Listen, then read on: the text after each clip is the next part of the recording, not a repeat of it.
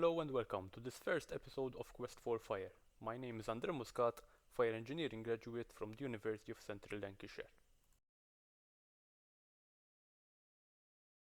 In this first video, we will be analyzing the basics of fire development.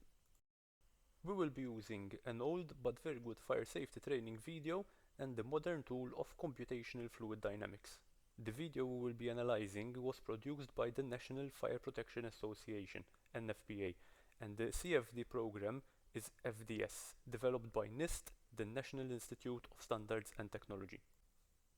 The NFPA video recreated a normal sitting room with all its furnishings and was ignited with the use of a small electric coil.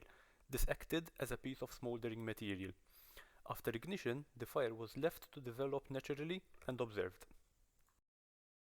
The room was recreated three-dimensionally in FDS as close to the real experiment as possible. But due to the absence of actual dimensions and documentation on the material, all the measurements had to be estimated. The fire was set to start on the horizontal surface of the sofa, in the diagram shown in red. It was programmed to spread in a slow t-squared manner, as would be expected in a fire of this sort. At first, the fire started off in a smoldering state, but after a while the fire progressed into a flame-producing stage. It is still a very small fire, but it will continue to grow as it warms up the material around it. At this point, the heat from the fire would be producing combustible gases or pyrolysis products. The buoyancy of the heated gases causes them to travel upwards, which contributes to the heating of the rest of the room. In this situation, a curtain is located above the initial fire. This will start to take heat from the flames and the rising smoke plume. We can continue to watch the video until the curtain ignites.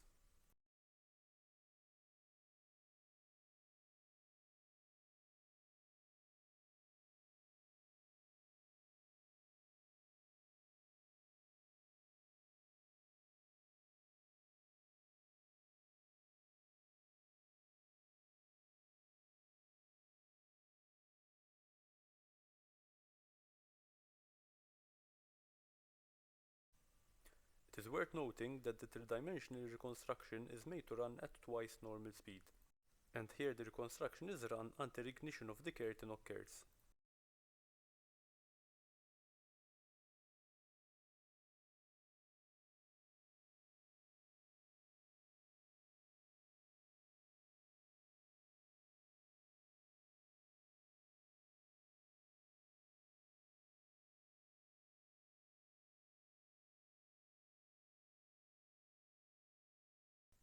If we go back to the video to a few moments after the curtain ignited, we can see that the fire is now growing significantly strong, and that signs of intense heat spread can be seen throughout the room.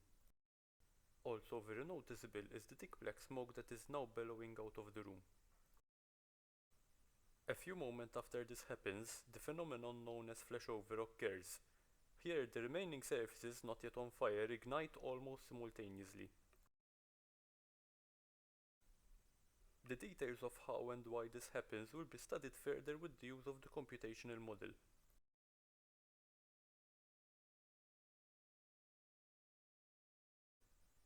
Here we can continue to follow the growth of the fire from the ignition of the curtain onwards. With the help of CFD, we can switch off the smoke layer so that the flame spread is visible without obstruction.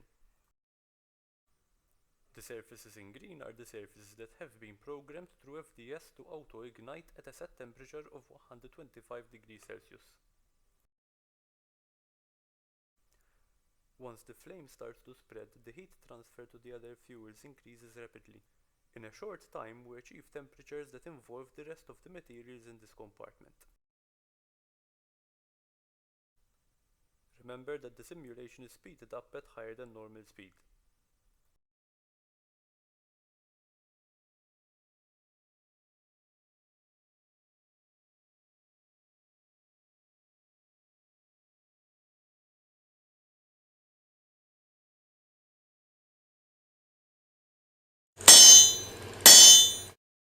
We will now use the simulation to analyze more closely other key aspects of the development of this fire. This will show us how the temperature distribution was at various points during the simulation. It is easy to notice that the highest areas in the room are the hottest, while initially the lowest parts have very little change. In the simulation, flashover occurs between 240th and 270th second. At this point we can see that the top layer has reached temperatures in excess of 650 degrees Celsius. More significantly, the lower layer has experienced a sudden spike in temperature.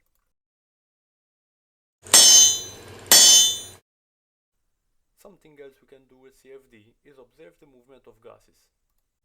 During the initial moments of the simulation, we can notice the upper layer moving outwards with the smoke, while little movement is noticeable elsewhere. Further into the simulation, while faster movement is seen at the top layer, we can observe a flow of air moving through the bottom layer. During the final stages, while both previously mentioned movements have increased in intensity, a turbulent mixing of gases can be seen in the middle section.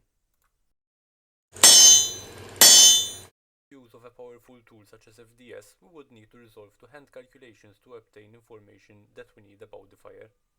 Each time we carry out these calculations, we would obtain either the temperature or the velocity of the smoke at one particular position in the room. CFD does the same, but it does it for hundreds and thousands of times. It also does it for all the areas in the room. This gives us a more accurate and dynamic picture of what is going on within the environment being considered.